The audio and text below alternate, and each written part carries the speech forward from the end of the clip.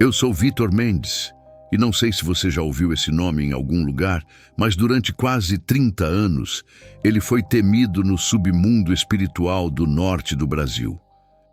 Eu não era pastor, não era missionário, nem nada parecido. Eu era um sacerdote das trevas. Um homem que, desde a infância, foi treinado para servir um lado que muita gente prefere fingir que não existe.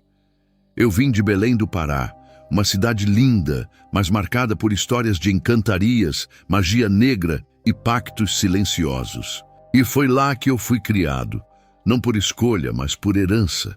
Minha avó, uma mulher que todos chamavam de Mãe Rita, era uma das líderes mais respeitadas da quimbanda na região. Desde o ventre da minha mãe, eu já era propriedade de uma entidade, Exu Caveira. Ela dizia que ele tinha me escolhido antes mesmo de eu nascer. Eu cresci ouvindo batuques, vendo oferendas na esquina, assistindo pessoas sendo possuídas e caindo em transe no terreiro montado no fundo da nossa casa. Ali, entre velas pretas e vermelhas, caveiras de gesso e sangue derramado, a minha infância se formou. Lembro que, quando eu tinha uns 8 anos, minha avó me levou pela primeira vez a um ritual fechado. Não era um culto aberto para o povo. Era um daqueles encontros onde só os mais fortes participavam. Eu não sabia o que esperar, e nem tive escolha. Fui conduzido pelo braço, como um bezerro indo para o matadouro, sentindo o chão de terra batida frio sob os pés e o cheiro de pinga misturado com sangue de galinha recém-sacrificada. As paredes suavam umidade e o teto parecia baixo, como se a qualquer momento fosse desabar sobre nós. No centro do terreiro, um enorme círculo foi desenhado com pólvora e farinha. Eu ouvia os tambores, as rezas em línguas que eu não entendia. E no meio daquilo tudo, um velho com os olhos brancos me olhou e disse: "Esse aí é de Exu.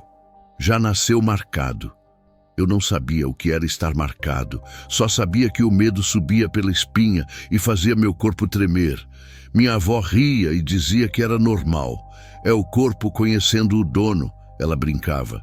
Naquele dia, me deitaram no chão frio, me pintaram com símbolos que ardiam na pele e falaram palavras que eu nunca esqueci. Uma delas era Guardião de Portais. Foi o título que me deram. Meu papel seria abrir e fechar portas entre mundos. Eu não fazia ideia do que aquilo significava, até começar a ver o que ninguém mais via, porque depois daquele dia eu nunca mais fui o mesmo. As vozes começaram, às vezes à noite, outras durante o banho, algumas até no meio da rua. Vozes que me chamavam pelo nome, que cochichavam como vento nos meus ouvidos. E não eram imaginárias. Eu ouvia nomes de pessoas que eu nem conhecia. Nomes que mais tarde eu descobriria que pertenciam a pastores, missionários, mulheres de oração. O mundo espiritual não é silencioso para quem é servo dele. Eu ouvia tudo. Eu via sombras que andavam pelas casas, vultos que se escondiam nos cantos e olhos que me observavam até quando eu fingia estar dormindo. Minha avó dizia que era o dom se manifestando, que eu era um escolhido. Aos 12 anos, eu já sabia manipular oferendas, preparar banhos de descarrego que não libertavam ninguém, mas aprisionavam. Sabia enterrar bonecos de cera em encruzilhadas e selar contratos espirituais que condenavam famílias inteiras. Mas o que mais me fascinava era o mapa das almas. Era um pergaminho feito com pele de animal. Pelo menos era o que diziam, onde eu deveria escrever nomes que as entidades me sopravam. Eu não sabia de onde vinham, mas obedecia. Cada nome, um símbolo. Cada símbolo, uma sentença. Alguns nomes eu escrevia com tinta preta, outros com vermelha. Os em vermelho, esses não apagavam. Eu podia rasurar, queimar, molhar. O nome continuava lá, como se estivesse cravado a fogo na minha mente. Certa vez eu perguntei para o Exu que me acompanhava: "Por que eu não consigo apagar esses nomes?" E ele respondeu com aquela voz rouca de quem fuma 1000 cigarros por dia: "Porque são marcados do alto, não se toca." Foi aí que eu entendi que existia um poder que nem o inferno ousava enfrentar. E esses nomes, eu comecei a prestar atenção. Quem eram? O que tinham de diferente? Eu precisava saber. E foi nesse processo que eu passei a estudar o comportamento dessas pessoas. Alguns eram pastores de igreja pequena, outros mulheres humildes, que oravam enquanto lavavam roupa. Alguns jovens que ninguém dava nada. Mas todos eles tinham algo em comum. Eram conhecidos pelo mundo espiritual. Não pelo que postavam na internet, não pelo cargo na igreja, mas pelo fogo que carregavam no espírito. As entidades me ensinaram a observar, a vigiar o comportamento, o casamento, a rotina de oração. Eles sabiam quando o crente estava vulnerável. Bastava um problema conjugal, um pecado escondido, uma oração fria, e pronto, a brecha se abria. E aí, era só destruir. Mas os nomes em vermelho, esses não vacilavam fácil. Pareciam estar sempre cercados, como se anjos armados os guardassem dia e noite. Eu passei anos desenhando aquele mapa. Eram centenas de nomes, alguns riscados porque caíam em tentação, outros que se apagavam sozinhos quando a pessoa abandonava a fé. Mas os que permaneciam em vermelho, esses cresciam em brilho, eram luzes no meio da escuridão. E toda vez que eu via aquele brilho, eu sentia raiva. Um ódio que não era meu, mas das entidades que caminhavam comigo.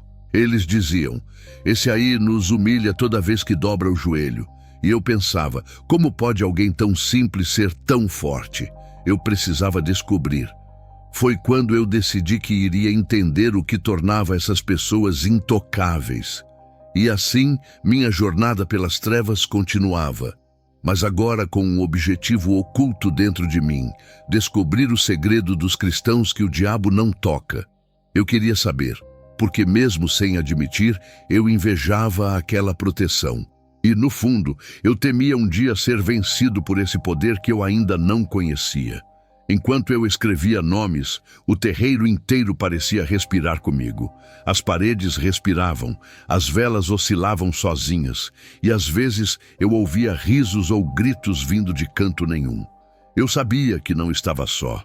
Eu era um guardião, mas no fundo eu era um prisioneiro, um escravo mascarado de poderoso. E foi assim que eu comecei a ouvir os nomes dos intocáveis. Gente que o inferno conhece. Gente que, mesmo sem fama, é temida. E eu gravei cada um deles na mente, porque eu sabia que um dia eu precisaria dessa lista, se quisesse sair do lado errado e sobreviver para contar. E é por isso que hoje eu tô aqui, te contando essa história.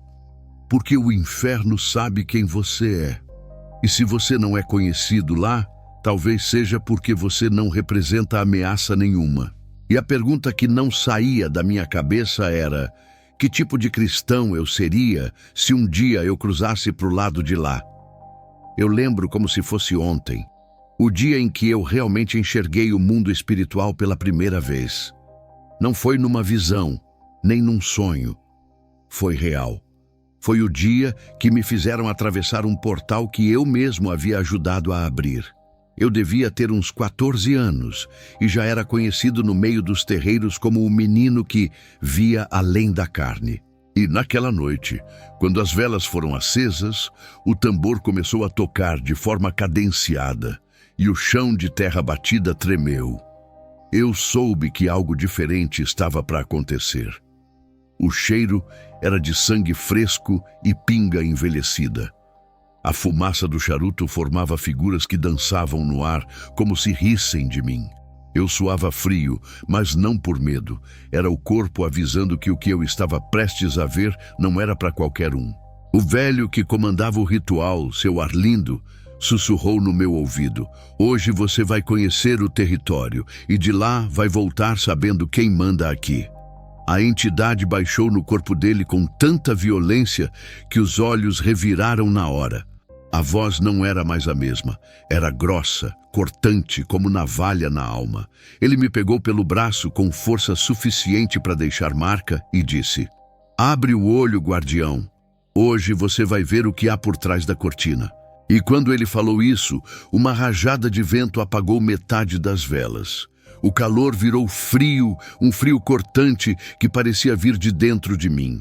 Eu não sei explicar como, mas de repente eu não estava mais naquele terreiro.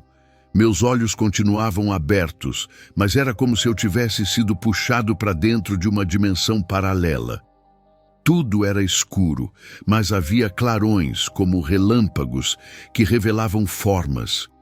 Seres deformados, sombras com olhos flamejantes, sorrisos que pareciam cortinas de dentes. Eu via ruas, casas, mas não como vemos aqui. Era como se cada lugar tivesse uma sombra de si mesmo naquele outro lado. E foi ali que eu vi o que nunca mais esqueci, os observadores. Eram entidades que pareciam feitos de fumaça, com olhos vermelhos que nunca piscavam. Eles estavam por toda parte, mas principalmente em frente às casas dos crentes. Era como se fizessem vigília, anotando tudo, registrando cada deslize, cada palavra murmurada, cada oração mal feita. Eu via blocos e mais blocos de anotações, como se cada pessoa tivesse um dossiê espiritual. A voz da entidade ainda ecoava na minha cabeça.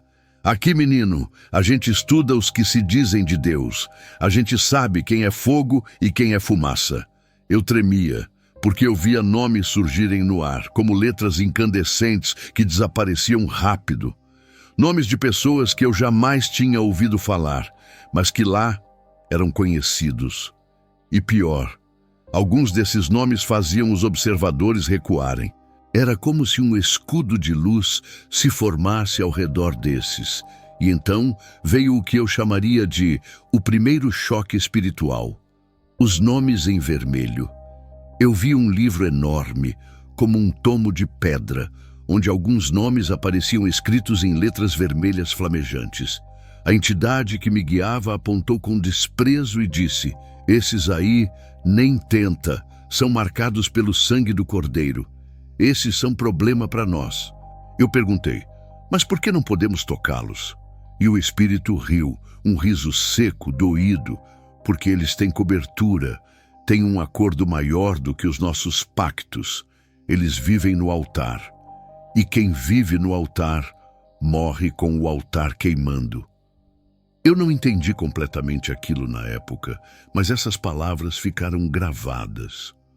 Voltei para o terreiro suado, arfando, como quem correu uma maratona. Meu corpo pesava, minha cabeça girava, mas algo em mim tinha mudado.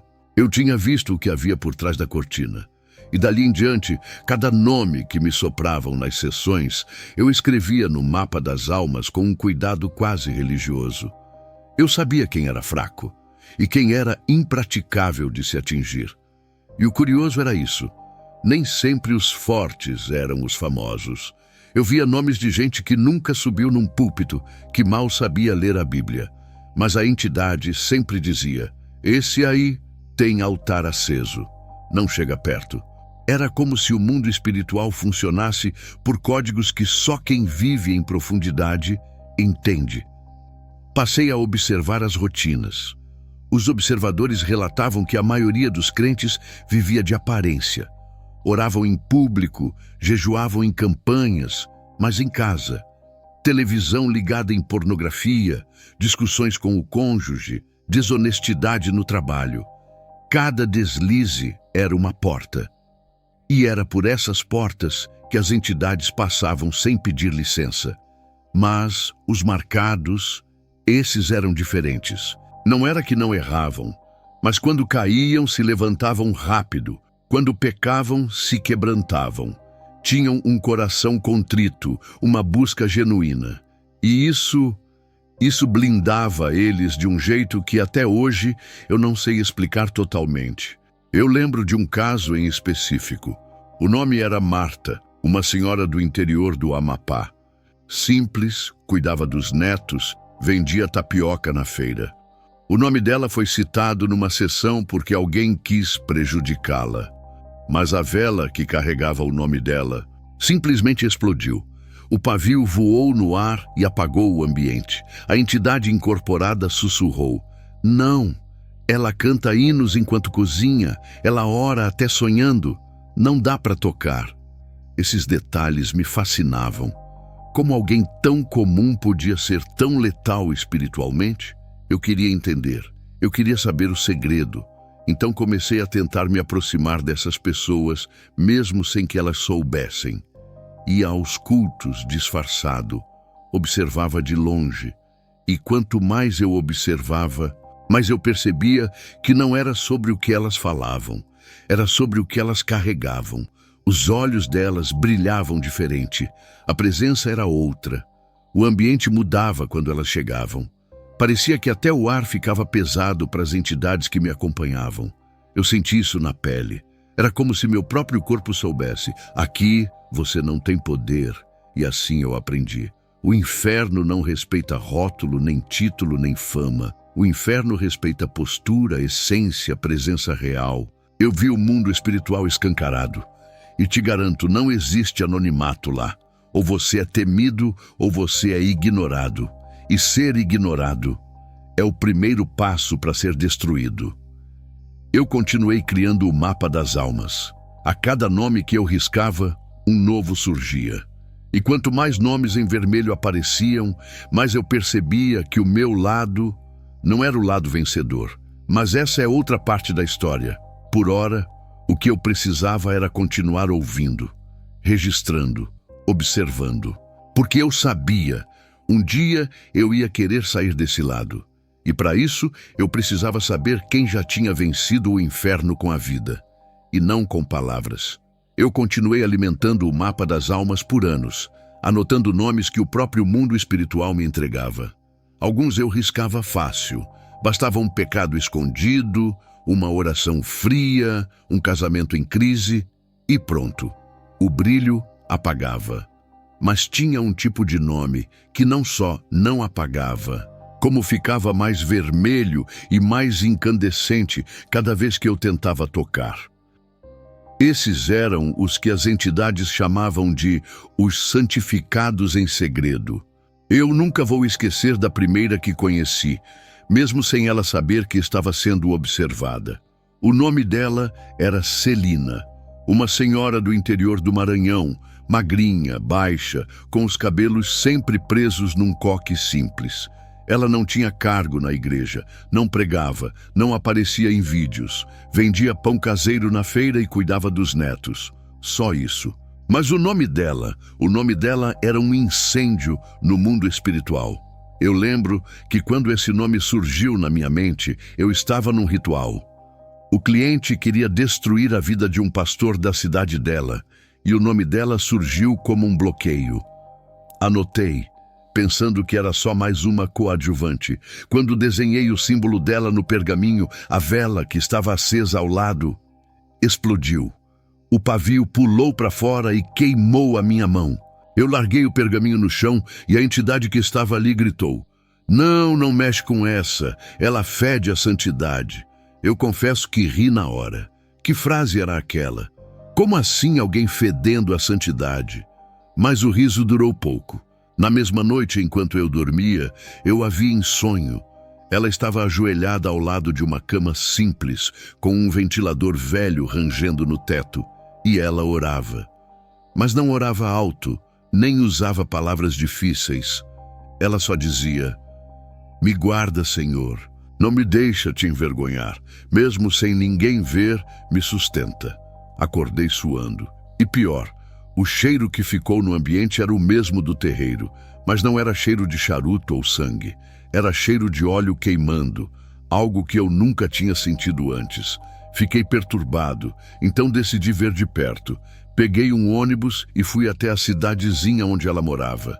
Parecia uma viagem sem sentido, mas algo em mim queria entender quem era aquela mulher. Quando cheguei, lá estava ela, de avental, vendendo pão na feira. Rosto cansado, mas um sorriso que iluminava a banca.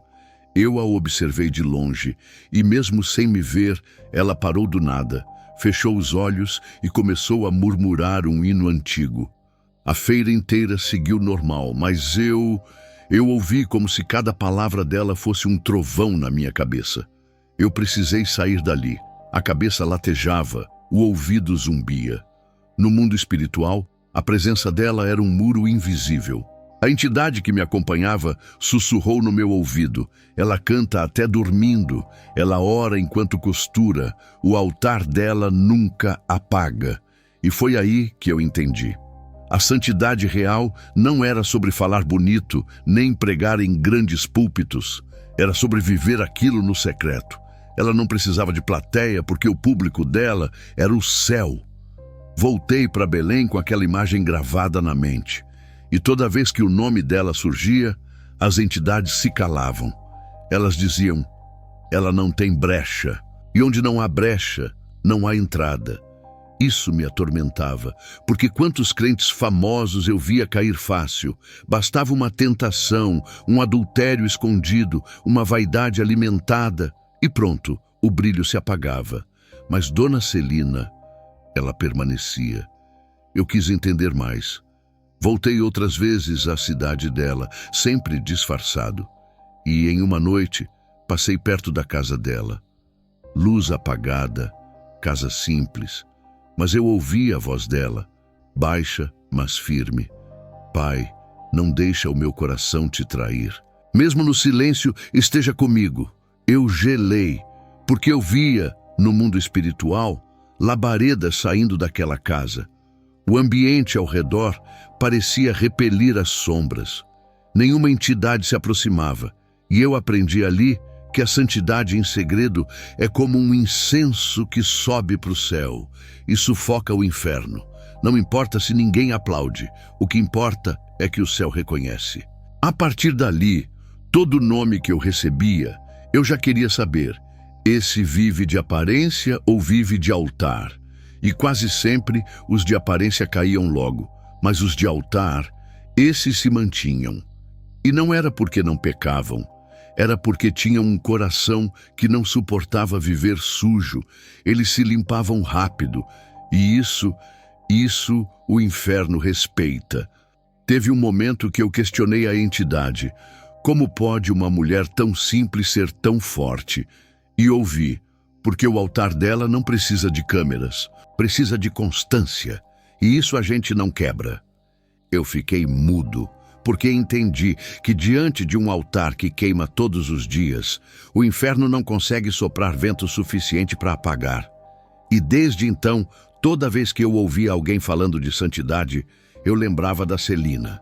Porque santidade não é perfeição, santidade é separação. Ela era separada não pelo mundo, mas pelo céu. E o mundo espiritual sabia disso. Até hoje, quando eu fecho os olhos, eu lembro do cheiro de óleo queimado que senti no sonho. Eu lembro da mão queimando com o pavio da vela estourada. E eu lembro que a primeira vez que eu quis ser diferente foi por causa de uma senhora que ninguém conhece, mas que o inferno respeita. E foi aí que comecei a entender o primeiro tipo de cristão que o diabo teme: os que vivem limpos, mesmo quando ninguém está vendo. Eles não precisam de púlpito, porque já são altar ambulante. E esses o inferno evita, porque sabe que ali só há espaço para a presença de Deus. Depois que eu entendi o poder de quem vive em santidade no secreto, eu comecei a notar um outro tipo de cristão que o inferno não só respeitava, como temia profundamente.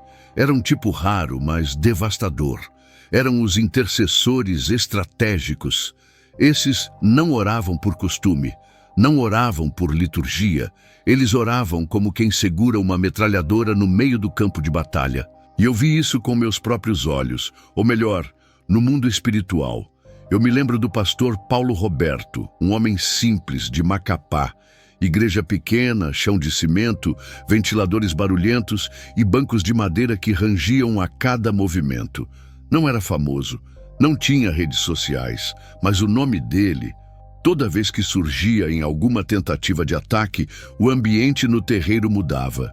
As velas tremiam, o chão gelava e o Exu que me acompanhava dizia: "Esse aí sabe onde pisa, não dá para encostar." Eu quis entender. O que ele tinha de tão diferente? Então um cliente que odiava aquele pastor por motivos políticos me pagou para paralisar o ministério dele. Fiz tudo o que eu sabia. despacho na encruzilhada, sacrifício animal, oferenda completa. Mas o trabalho não se firmava. O sangue coalhava antes de derramar, a pólvora não acendia, o papel com o nome dele se desmanchava em pó. Era como se uma mão invisível apagasse cada passo do ritual. Fiquei intrigado. Então fui até Macapá, disfarçado, e comecei a frequentar a igreja dele. E lá eu vi um pastor de fala mansa, sem gritaria, mas com uma postura de quem sabia exatamente o que fazia. Descobri que todo dia, às 3 da manhã, ele acordava sozinho, ajoelhava no chão da sala e abria um caderno velho de capa azul desbotada. Ali ele tinha uma lista, cada nome, um motivo, cada motivo, uma oração. Mas não era qualquer oração, era preciso, certeiro. Eu ouvi ele dizer numa madrugada: Senhor, hoje o inimigo vai tentar no casamento da irmã Marta. Cobre ela, fecha a brecha, guarda a mente do esposo dela. E eu sabia que era verdade, porque era exatamente por ali que tentariam atacar. Ele orava guiado pelo Espírito, como se tivesse acesso ao relatório do inimigo antes da batalha começar.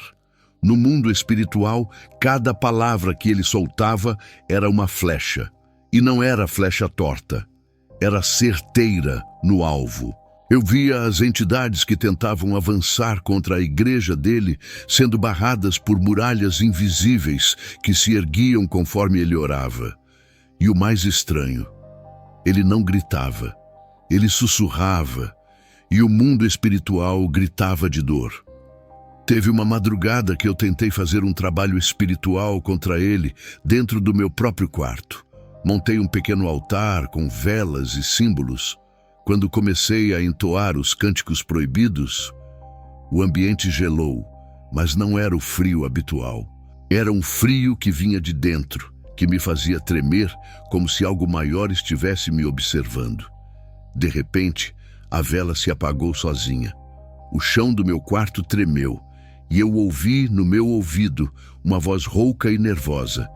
Ele está orando agora. Cala a boca e para. Eu parei na hora, sentei no chão, suando, coração acelerado, porque eu sabia, ele estava ajoelhado lá, no outro lado da cidade, e sem nem saber, estava me expulsando do território espiritual dele. E foi ali que eu compreendi. Oração não é sobre o quanto você fala, é sobre o quanto você sabe para que está orando. Quem ora por orar, bate no vento. Mas quem ora com estratégia, com propósito, com direção, acerta o espírito certo, corta o acesso e bloqueia o avanço das trevas. Voltei outras vezes àquela igreja e vi o pastor ensinando os membros a orarem de forma específica. Não era só, Senhor, abençoa minha casa. Era, Senhor, guarda minha mente da pornografia. Protege meu coração contra a inveja. Fecha as brechas do meu casamento. Sela a mente dos meus filhos contra o espírito de rebeldia. E eu pensava, eles sabem demais. Os intercessores que oravam ali não eram famosos. Muitos nem sabiam usar celular direito. Mas quando dobravam o joelho, o inferno perdia território. Eu vi isso. Eu vi entidades tentando se aproximar e sendo cortadas por espadas invisíveis, como se uma tropa de anjos vigiasse cada casa daqueles que foram alvos de oração. E o mais aterrador, eles oravam não só por si, oravam pela cidade, pela vizinhança, pelos jovens que nem conheciam. Eles mapeavam o bairro em oração, e isso transformava o ambiente espiritual da região. Era como se o céu se assentasse ali e qualquer tentativa de invasão se tornasse um suicídio espiritual. Eu entendi que o inferno não teme quem ora muito, teme quem ora certo, quem não ora só por emoção, mas por comando, quem antes de abrir a boca ouve o que o céu quer liberar. Porque esse tipo de crente não ora como quem implora, ora como quem decreta, e isso me desestabilizou, porque eu, que era um guardião de portais, me vi recuando diante de palavras sussurradas na madrugada por um homem que nem sabia que eu existia. Eu tremia, porque sabia, enquanto ele orar, eu não passo, eu não entro. Eu voltei para Belém com o nome dele queimando na mente. E no mapa das almas, ao lado do nome de Paulo Roberto, eu desenhei um símbolo diferente, um escudo e um olho no centro, porque ele via antes de acontecer. E esse tipo de crente, esse o diabo evita. E eu anotei a lição. O inferno não teme volume de palavras, teme direção espiritual. E eu sabia que um dia eu ainda ia precisar aprender a orar assim. Porque quem ora por instinto não assusta ninguém, mas quem ora com propósito, esse coloca o inferno em retirada. Depois de anos observando o mundo espiritual de dentro, eu já sabia quem o inferno respeitava por causa da santidade no secreto e quem era protegido pela oração estratégica. Mas havia um tipo de crente que as entidades mais odiavam e, ao mesmo tempo, mais temiam. Os que não se dobravam na dor. Esses eram um terror para as trevas, porque não importava o que a gente fazia, eles permaneciam de pé. Eu lembro como se fosse agora de uma mulher chamada Eulina. Eu nunca a conheci pessoalmente, mas o nome dela me assombrava. Ela era de uma cidade pequena no interior do Pará. E eu ouvi falar dela quando um cliente me contratou para destruir a família dela. Um trabalho completo.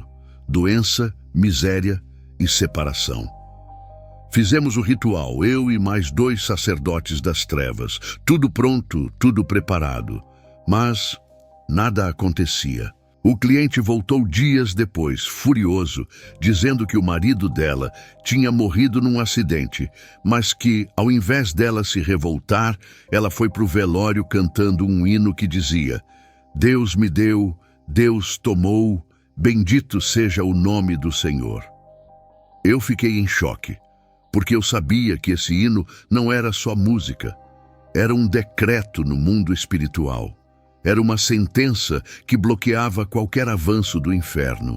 Eu quis ver com meus próprios olhos. Fui para a cidade, disfarçado, e lá estava ela. No velório do próprio marido, de vestido preto, olhos inchados de tanto chorar, mas com a cabeça erguida. A cada pessoa que vinha lhe abraçar, ela repetia: Deus é bom, em todo tempo. Era como se o sofrimento não tivesse poder sobre ela, como se a dor só tivesse fortalecido o que ela carregava. No mundo espiritual, eu via isso. Era como se uma luz branca saísse dela, ainda mais intensa do que antes da tragédia. Um Exu me disse baixinho: não adianta, ela já morreu por dentro. E quem já morreu para o mundo não sente as nossas facadas. Aquilo ficou na minha cabeça, porque era verdade. A dor não paralisava Eulina. Ela não precisava estar bem para continuar crendo. Ela não precisava de bênçãos para continuar adorando. Eu percebi que o inferno sempre tentava o mesmo golpe: tocar no que a pessoa ama, tirar algo, causar perda, dor, humilhação. Porque o objetivo nunca foi só machucar. O objetivo sempre foi um só: fazer o crente blasfemar. Fazer ele dizer: Deus não me ama. Mas quando isso não acontecia, o inferno era humilhado. Tentei outro ritual, outro despacho, mais oferendas, mas nada a quebrava. E eu entendi, ela já tinha feito da dor um altar, e cada lágrima dela era como óleo derramado diante de Deus. E onde há oferta, o inferno não toca, porque tudo que vira oferta não é mais do mundo. Eu vi com meus olhos entidades tentando se aproximar dela durante o luto e sendo repelidas como se um muro invisível tivesse sido erguido. E não tinha ninguém orando ao lado dela. Não tinha uma multidão, só ela, o caixão e um Deus que ela insistia em adorar mesmo sem respostas. Eu fiquei perturbado, porque até então eu achava que crente forte era o que vivia rodeado de milagres. Mas eu estava vendo alguém que perdia tudo, e ainda assim permanecia firme, e isso o inferno não suportava, porque a ordem era clara: Ataquem até que ele negue a fé. E ela não negava. Eu vi outras histórias parecidas. Um pastor que foi traído pela esposa, perdeu a igreja, foi humilhado na praça e mesmo assim orava toda a madrugada. Um jovem que perdeu os pais num acidente, mas continuava indo para a igreja de bicicleta cantando com lágrimas nos olhos. E eu entendi. O inferno não teme quem começa animado, teme quem permanece mesmo sangrando. Eulina, depois de perder o marido, ainda perdeu um filho para a doença meses depois. Mas ela continuou cantando, continuou servindo.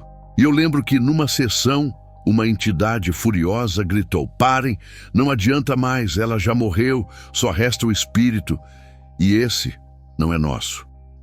Eu me arrepiei inteiro, porque pela primeira vez eu senti que eu estava lutando contra algo que eu nunca venceria.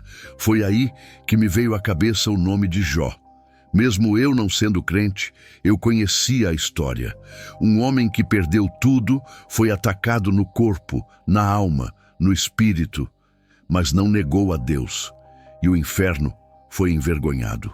Eu comecei a perceber que permanecer firme na dor era a humilhação máxima para as trevas. Esses crentes são como árvores no meio da tempestade. A ventania vem, a chuva derruba folhas, mas o tronco permanece. E cada vez que o diabo tenta e não consegue, ele é obrigado a recuar, porque já percebeu que ali a fé não está à venda. Eu fiquei com o nome da Eulina queimando na mente. Voltei para casa frustrado, porque eu sabia, essa eu nunca vou derrubar. E anotei no mapa das almas um símbolo diferente, uma rocha cercada por água, porque ela era assim, firme, mesmo afogada em dor. Eu comecei a temer esse tipo de crente, porque o tempo todo as entidades avisavam: se não quebrar na dor, não quebra nunca mais. E eu percebia que quanto mais o crente sofre e permanece, mais blindado ele fica. Eu voltei para o terreiro sabendo que existia uma categoria de gente que o diabo não negocia mais. Ele apenas evita, porque bater numa rocha é se ferir à toa. E eu sabia que um dia, se eu quisesse sair desse lado, eu teria que aprender a sofrer assim, porque quem não sabe sofrer com Deus, não aguenta o peso do mundo espiritual. E é por isso que, até hoje, eu lembro da Eulina, uma mulher anônima na terra, mas conhecida nos céus. E mais importante, temida nas trevas, porque todo o inferno sabe, quem permanece de pé na dor, já venceu. Depois de anos mexendo com o ocultismo, eu achava que já tinha visto de tudo no mundo espiritual. Mas eu estava errado. Ainda existia um quarto tipo de cristão que o diabo odeia com todas as forças: os que sabem usar a palavra como espada. Não estou falando de quem só decora versículos ou repete textos bonitos para postar em rede social. Eu estou falando de quem fala o versículo e o mundo espiritual se curva, de quem declara e o inferno sente o golpe. Eu lembro que ouvi falar de uma mulher chamada Josefa. Já idosa, 70 e poucos anos, morava num sítio no interior de Rondônia. Quase analfabeta, lia com dificuldade, mas tinha 3 versículos na ponta da língua. E, mestre, eu nunca vi nada igual. Quando ela falava, era como se o ambiente inteiro respondesse, e eu não estou exagerando. O nome dela chegou até mim porque um cliente pediu um trabalho contra o neto dela. O garoto estava se envolvendo com droga, e o cliente queria que ele afundasse de vez, porque devia dinheiro. Eu comecei o ritual normalmente, com todo o aparato, velas pretas, sangue, símbolos no chão. Quando eu disse o nome do neto dela, o nome dela surgiu na minha mente, como uma intromissão. Isso era incomum e me incomodou. Anotei o nome dela no pergaminho. Mas antes de eu desenhar o símbolo, o pavio da vela estalou e queimou o papel. O papel mesmo, nunca tinha visto aquilo. O Exu que me acompanhava disse com raiva: ela não cala a boca, quando ela ora, corta tudo. E eu, curioso, fui entender o porquê. Descobri que todo santo dia, logo cedo, Dona Josefa se ajoelhava no chão de madeira da casa dela e, com a Bíblia aberta num salmo marcado, que ela nem sabia ler direito, começava a declarar: "Maior é o que está em mim do que o que está no mundo." Ela falava isso como quem dá ordem. Não era prece, era decreto. E cada vez que ela falava, no mundo espiritual era como um trovão.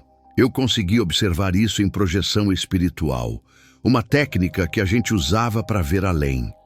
Quando ela dizia, "Maior é o que está em mim", eu via um muro de fogo subir ao redor da casa dela.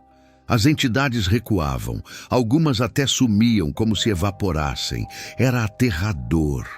Uma velhinha numa casa simples com as mãos calejadas de roça e um poder que eu nunca conseguia entender. E ela não sabia muitos versículos, mas os poucos que sabia ela declarava com fé plena. Quando vinha algum pensamento ruim, alguma inquietação, ela soltava um "Tenho a mente de Cristo", e era como uma espada rasgando o ar. Eu vi isso. Era literal. Uma espada surgia no mundo espiritual, cortando cordões, laços, armadilhas invisíveis. Teve um dia que eu tentei mentalizar uma maldição contra ela. Só pensei. Não verbalizei nada. E ela, do nada, parou o que fazia, olhou para o céu e disse: "Toda língua que se levantar contra mim, o cairá." Eu dei um pulo da cadeira, porque ela não sabia que eu estava pensando. Mas o espírito que guardava, ela sabia. E foi aí que eu entendi. A palavra de Deus, quando falada por quem crê, não é som, é sentença, não é só barulho. É espada afiada de 2 gumes, cortando o que é físico e o que é espiritual. Hebreus 4:12 se tornou realidade diante dos meus olhos, mesmo eu estando do lado errado. Josefa não precisava gritar. Não precisava de discurso bonito. Cada frase era um golpe. E isso me fez lembrar de Jesus no deserto quando foi tentado. Ele não deu palestra, ele não deu argumento, ele só disse, "Está escrito", e o diabo teve que sair. Eu vi isso acontecer na prática com ela. O inferno odeia quem sabe o que está escrito, porque quem sabe não cai em cilada fácil. Quem sabe não aceita a mentira do diabo. E Josefa era assim. Quando vinha tristeza, ela declarava um versículo. Quando vinha medo, outro. Quando alguém adoecia, ela recitava outro. Era um arsenal de guerra, com 3 ou 4 armas, mas todas afiadas. Eu fiquei tão perturbado que parei de tentar mexer com o neto dela. Toda vez que eu pensava, sentia um peso no peito, como se alguém estivesse dizendo, "Aqui não." E era só ela, a palavra e a fé. Mais nada. Eu registrei o nome dela no mapa das almas, com um símbolo de espada envolta em fogo. Porque era isso que ela era. Uma guerreira que não precisava de armadura visível, só da palavra certa na hora certa. E o diabo, esse recuava cada vez que ela abria a boca. Eu percebi que muitos crentes citam versículos, mas de forma vazia. Repetem como quem recita poesia, e por isso nada acontece. Mas quando o crente fala convicto, com fé, com identidade espiritual, o mundo invisível se curva. E isso me fez temer cada vez mais esse tipo de crente. Josefa me ensinou uma lição, mesmo sem nunca ter me visto. Quem sabe o que está escrito, decreta o que acontece. E eu, um sacerdote das trevas, fui silenciado por uma senhora de roça que sabia menos de Bíblia do que um recém-convertido, mas que carregava mais fé do que muito pastor famoso. Por isso, mestre, eu te digo, o 4º tipo de crente que o inferno teme é esse, o que declara a palavra como quem empunha uma espada. Não fala por falar, fala para vencer, fala porque já viu acontecer. E quando eu entendi isso, comecei a pensar, e se um dia eu mudar de lado, será que eu saberei usar essa espada? Essa pergunta ficou gravada em mim. E o inferno? Sabia que eu já estava começando a duvidar do lado que eu tinha escolhido.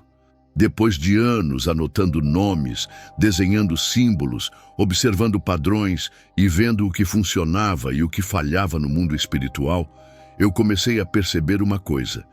Existia uma lista secreta no inferno.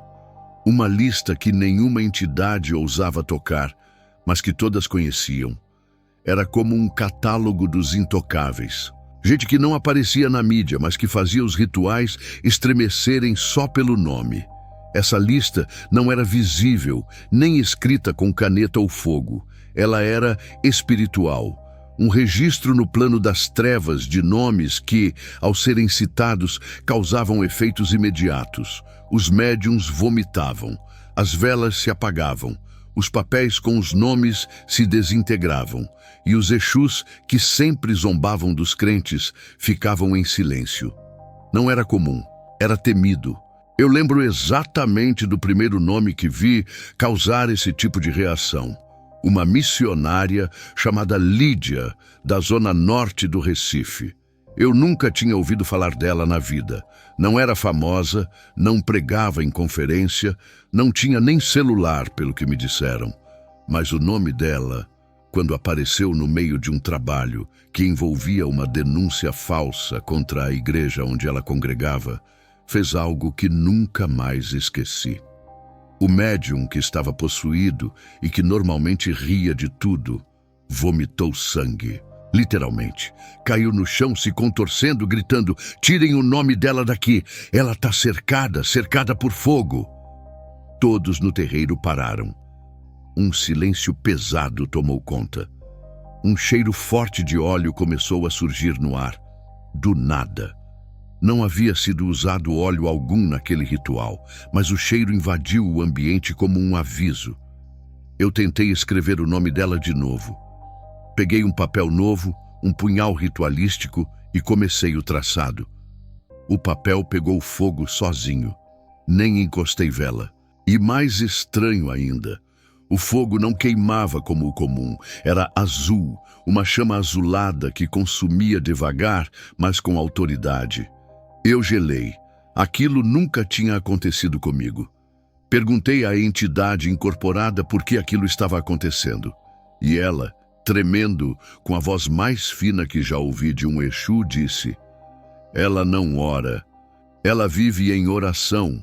O nome dela está registrado no alto. E onde tem registro de cima, aqui embaixo a gente cala." Eu comecei a perguntar mais sobre ela. Fui até a cidade, obviamente disfarçado. Descobri que era uma mulher viúva, simples, que cuidava de crianças carentes. Ouvia louvores o dia todo, cozinhava cantando e orava, sempre de madrugada. Ninguém sabia o que ela fazia espiritualmente, mas o céu e o inferno sabiam. Fui até a igreja que ela frequentava, sentei nos fundos, observando. Ela entrou e se ajoelhou antes do culto começar. Enquanto o pastor ainda arrumava o microfone, ela já chorava, agradecendo por mais um dia. Eu vi, com os olhos espirituais, que uma redoma de luz se formava ao redor dela. E não era metáfora, era real. Um escudo espiritual que nenhuma entidade ousava atravessar. Anotei o nome dela no mapa das almas com um símbolo diferente. Era uma tocha acesa em cima de uma montanha, porque era isso que ela era, uma chama visível mesmo de longe. E entendi. Alguns nomes são respeitados, porque carregam peso espiritual. Não são muitos, mas quando aparecem, tudo muda. Outro nome que causava esse tipo de reação era de um jovem chamado Davi. Simples, filho de pedreiro, morava na periferia de Anápolis, Goiás. Mas quando o nome dele era citado, as manifestações travavam. Um exu chegou a dizer: "Esse aí tem um grito preso no peito que rasga o ar. Quando ele abre a boca, o chão responde."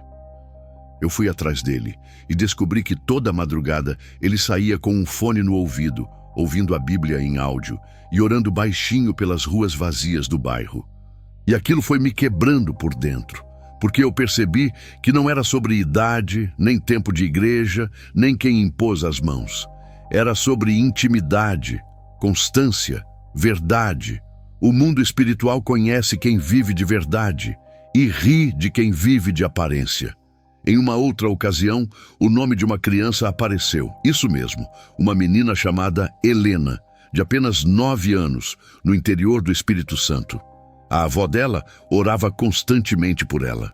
Diziam que a menina cantava louvores no quarto sozinha, lia a Bíblia infantil todo dia e orava pelos colegas da escola. A mãe era desviada, o pai ausente, mas a menina era um farol. A entidade disse: ela tem anjo em tempo integral. O nome dela brilha como prata em brasa, não se toca. Esses relatos me chocavam, porque me mostravam que o inferno não está ignorando ninguém. Está observando todos, e cada atitude, cada oração, cada renúncia vai construindo um peso, um nome com autoridade. E quando o nome aparece na boca de uma entidade, ou ele é motivo de deboche ou motivo de temor. O mais chocante para mim era perceber que alguns dos nomes mais temidos no mundo espiritual eram de pessoas que achavam que ninguém as notava. Gente que orava no banheiro, que jejuava em silêncio, que fazia guerra espiritual de joelhos no quarto enquanto a casa dormia. Gente que não tinha palco, mas tinha altar. E eu entendi que existem 2 tipos de cristão na guerra espiritual: os que o inferno reconhece e os que ele ignora. E ser ignorado pode parecer bom para alguns, mas espiritualmente é uma sentença de fragilidade, porque se você não é temido, você é vulnerável. Por isso, sempre que um nome novo surgia nos rituais, eu tremia, porque eu nunca sabia se estava lidando com mais um frágil ou com mais um intocável. E quando o nome causava silêncio, eu já sabia, ali tem glória demais para a gente tentar tocar. E isso começou a me corroer por dentro, porque eu, que conhecia tanto do lado de cá, comecei a desejar o que via do lado de lá. Eu queria que meu nome tivesse peso, mas no céu. E isso, mestre, o inferno sabia que eu estava enfraquecendo, que eu já não conseguia rir como antes quando via um nome em vermelho no mapa. Eu já tinha mexido com todo tipo de gente. Vi pastores caírem, crentes serem destruídos por adultério, gente com ministério grande ser engolida pelo orgulho e pela vaidade. Vi muitos serem fáceis de derrubar e poucos que realmente davam trabalho. Mas foi em Manaus que eu conheci um homem que me fez desistir de lutar contra Deus. Um homem simples, sem fama, sem holofote, mas que me destruiu por dentro sem nunca ter me visto. Tudo começou quando um empresário conhecido na cidade me procurou. Ele tinha um projeto milionário, mas um pastor local tinha se levantado contra, denunciando injustiças e corrupção. O cliente queria que o pastor fosse silenciado. Me pagou o que eu nunca tinha recebido antes. Eu aceitei, confiante. Já tinha derrubado gente grande. Um pastor de bairro não seria problema. Preparei o ritual com tudo que eu sabia. Escolhi um lugar distante no meio da mata, onde o chão parecia até pulsar de tanta energia densa. Sangue derramado, oferendas completas, símbolos traçados no chão. Quando o nome do pastor foi pronunciado pela primeira vez, um vento forte varreu o lugar. As velas se apagaram. Eu suei frio, mas insisti. Acendi tudo de novo, reforcei os cânticos. E de novo, o vento. Pensei que era coincidência. Tentei de novo no dia seguinte, em outro lugar. O mesmo fenômeno, um vento estranho, gelado e as velas se apagando. Mas o que mais me perturbou foi o que o Exu que trabalhava comigo disse naquela noite. Esse não dá, ele caminha com o santo, não se toca. Eu fiquei paralisado. Eu já tinha ouvido antes que alguns eram protegidos. Mas caminhar com o santo? Isso me deixou em choque.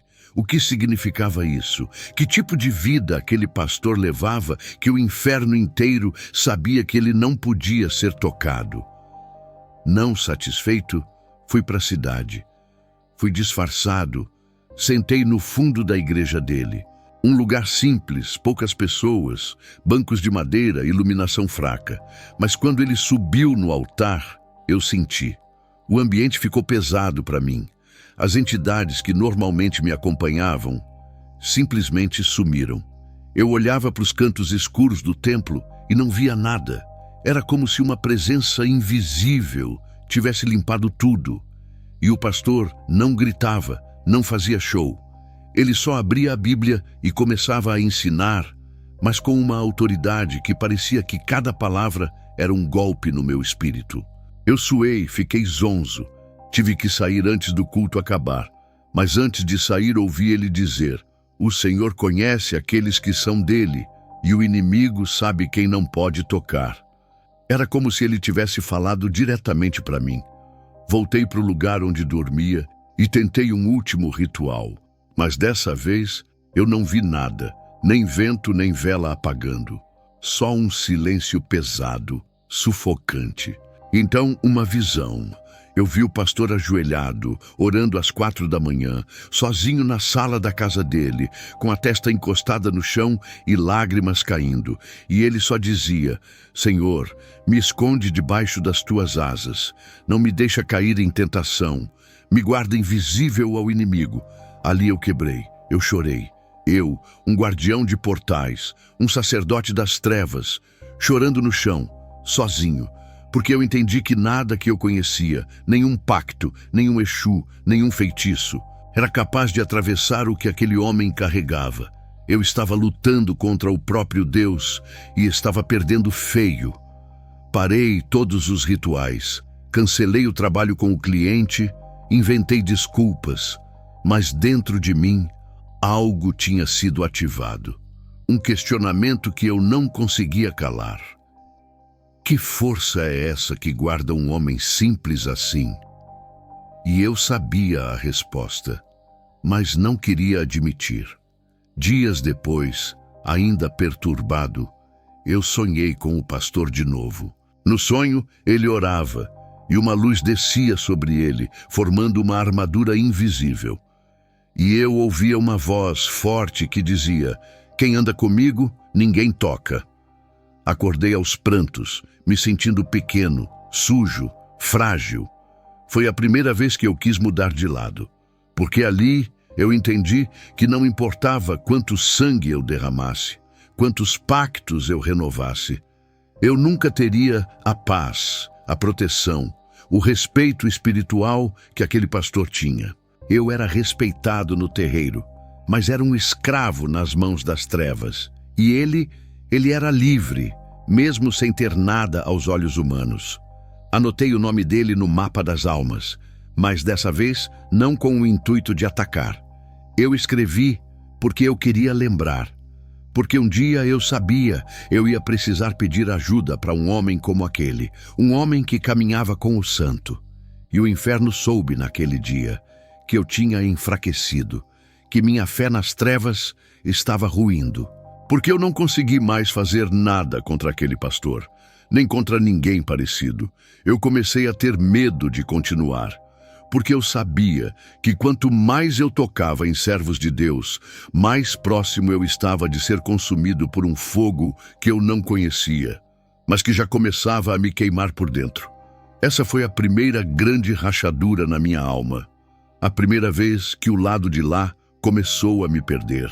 E tudo por causa de um pastor simples, anônimo, mas que tinha uma vida no altar que o inferno não ousava atravessar. E eu te falo, mestre, todo guardião das trevas teme o dia em que encontra um homem que caminha com o santo, porque esse a gente nem tenta mais.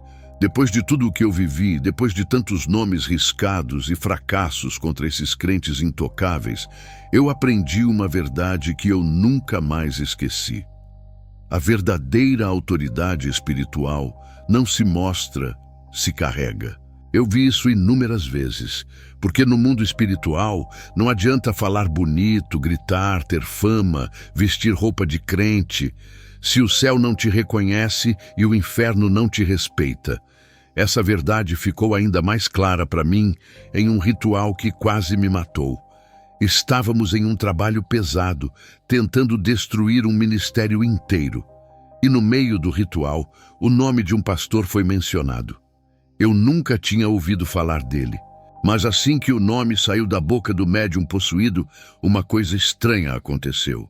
O corpo do médium foi jogado longe, como se tivesse tomado um soco invisível. O chão rachou, as velas apagaram e um silêncio mortal tomou conta. Eu, assustado, perguntei ao Exu o que estava acontecendo, e ele respondeu com a voz embargada: "Esse é reconhecido. Ele tem marca de sangue, não dá para tocar." Eu nunca tinha ouvido aquele Exu falar com medo. Isso me fez tremer por dentro, porque eu percebi que o mundo espiritual conhece quem tem peso de verdade. Não é sobre o que a pessoa aparenta na igreja, nem o quanto ela prega bem. É sobre o que ela carrega quando ninguém está vendo. A pergunta que ecoava na boca das entidades era sempre a mesma: quem é ele de verdade? E isso me lembrava daquela passagem em Atos 19:15. Jesus eu conheço, Paulo eu sei quem é, mas vós, quem sois? Eu ouvia isso de entidades o tempo todo. Existem crentes que o inferno nem perde tempo, porque sabe que vai dar errado. O nome deles é um alerta. Quando aparece, os demônios recuam, se calam, porque sabem que aquele crente não vive de aparência, vive de essência. E essência não se forja no púlpito, nem se compra com cargo, se forja no altar secreto. Eu comecei a perceber que alguns que se achavam grandes aqui na terra, lá no mundo espiritual eram nada. Tinham seguidores, tinham igrejas cheias, mas as entidades nem ligavam, porque sabiam que por trás do show tinha pecado escondido, vaidade, orgulho, soberba, e isso é comida para o inferno. Mas aquele pastor de Manaus, por exemplo, não tinha seguidor, não tinha fama, mas o nome dele carregava um peso que eu não sabia mensurar. O ambiente mudava só de citar. Eu entendi que a autoridade real não precisa de apresentação, ela é percebida. Teve uma vez que tentei mentalizar um ataque contra um missionário em Belém. Só pensei, não fiz ritual. E na hora senti um peso no peito. Uma voz ecoou dentro de mim: "Não toca no meu ungido!" Eu tremi. O coração acelerou. Eu precisei parar tudo. E eu não tinha nem dito nada em voz alta. O mundo espiritual já tinha respondido antes mesmo da minha intenção virar palavra. Eu aprendi que a autoridade espiritual é construída em silêncio. É no quarto, de joelhos, quando ninguém vê. É quando você luta contra a própria carne, contra o orgulho, contra os desejos. É ali que o céu vai registrando: esse é meu, esse tem autoridade. E o inferno lê esse registro e respeita.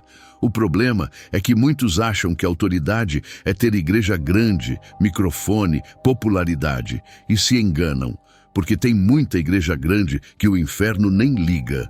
Mas tem muito crente anônimo, de igreja de bairro, que dobra o joelho e o inferno para observar. Porque sabe, esse carrega glória. Eu via isso o tempo todo.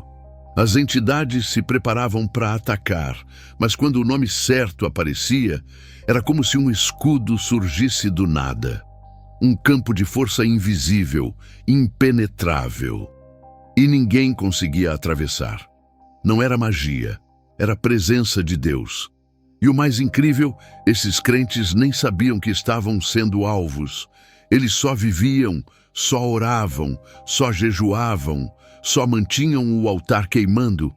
E isso era suficiente, porque quem tem vida no altar não precisa saber que está sendo atacado. O céu responde por ele. Eu me peguei desejando aquilo.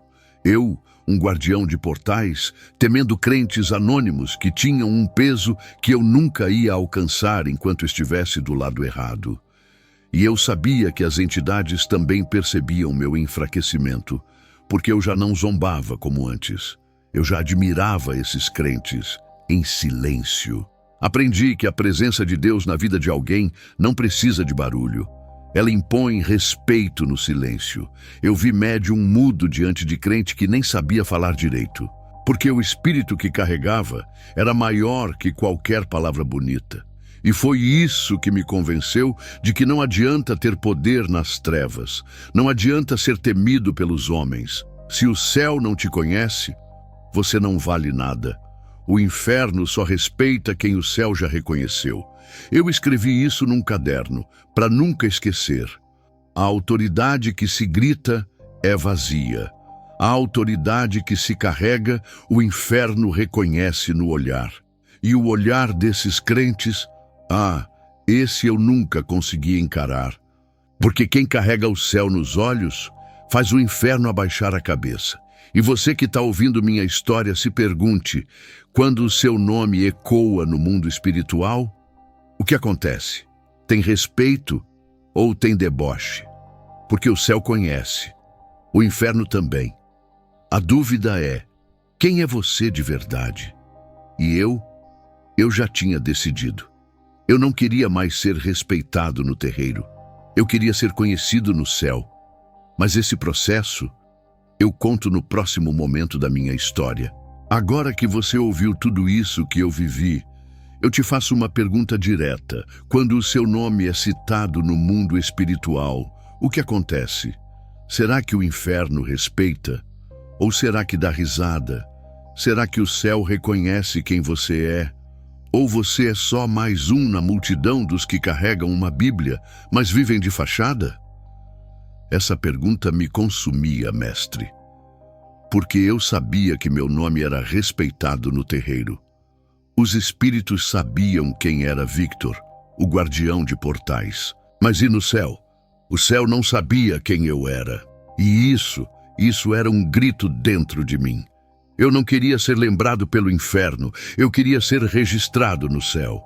Queria que meu nome fosse conhecido por aquele que realmente tem o poder. Eu lembro que uma noite, depois de um ritual que fracassou de novo, eu sentei sozinho no terreiro vazio, luz de vela quase apagando, e eu perguntei em voz alta, e se eu quiser sair? E se eu não quiser mais ser isso? O que acontece comigo? O silêncio foi minha resposta. Nem as entidades quiseram falar, porque até eles sabiam, eu estava de partida. Meu coração já não pertencia mais àquele lado. E foi então que eu ouvi dentro de mim, bem baixinho, mas claro, vem como está, eu te limpo, eu te faço novo. Não era minha voz, não era coisa da minha cabeça, era o chamado de Deus. Eu chorei igual criança, porque eu percebi que mesmo eu sendo o que eu era, o céu ainda estava de portas abertas para mim. Daquele dia em diante, eu parei de fazer rituais. Rasguei o mapa das almas, queimei tudo. As entidades tentaram me pressionar, vieram me visitar em sonhos, me ameaçaram. Mas quanto mais eu orava, mesmo sem saber orar direito, mais eu sentia um escudo invisível me protegendo. E foi aí que eu entendi o que o pastor de Manaus dizia. Quem caminha com o santo, ninguém toca. Eu fui para uma igreja, entrei tímido, sujo, com vergonha, mas o pastor olhou para mim e disse, o céu já te conhece e o inferno sabe que perdeu um hoje. Eu chorei, mestre, porque eu sabia que era verdade. Eu me entreguei para Jesus ali, sem volta, sem condição. E de lá para cá, minha vida nunca mais foi a mesma. Eu sei que ainda tenho marcas do que vivi, sei que minha história é pesada, mas hoje meu nome está registrado no céu. E eu sei que quando ele é citado nas regiões espirituais, o inferno se cala. Porque sabem, agora eu carrego o selo do sangue de Jesus. E é por isso que hoje eu oro por você que me ouviu até aqui.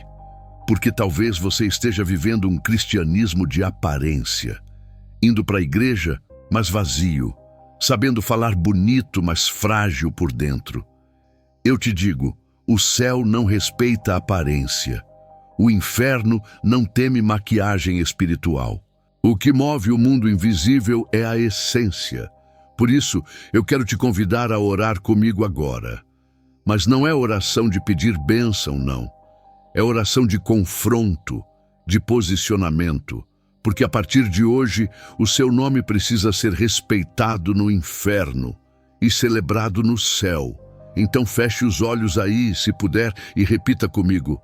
Senhor Jesus, eu me apresento diante de Ti hoje, do jeito que estou, sujo, frágil, pecador. Mas eu não quero mais ser um nome ignorado no céu. Não quero mais ser motivo de deboche no inferno. Eu quero Te pertencer por inteiro. Escreve meu nome no livro da vida. Me sela com o Teu Espírito Santo. Me ensina a ter vida no altar, a ter santidade no secreto, a orar com propósito, a permanecer firme na dor e a declarar a Tua palavra como espada. A partir de hoje, que o inferno saiba, eu sou de Cristo, e em nome de Jesus, toda marca do passado, todo pecado oculto, toda brecha seja quebrada agora. Amém. Respira fundo agora, porque se você orou de verdade, algo foi quebrado, algo foi destruído no mundo espiritual, e eu declaro sobre a tua vida: você não vai mais ser ignorado, vai ser conhecido no céu e temido no inferno. E se essa palavra mexeu com você, compartilha com alguém, porque tem gente que precisa despertar, gente que precisa parar de ser crente só de domingo e começar a ser guerreiro todos os dias. E lembre-se, não é sobre o quanto você fala, é sobre o quanto você carrega, porque a autoridade não se grita, se carrega.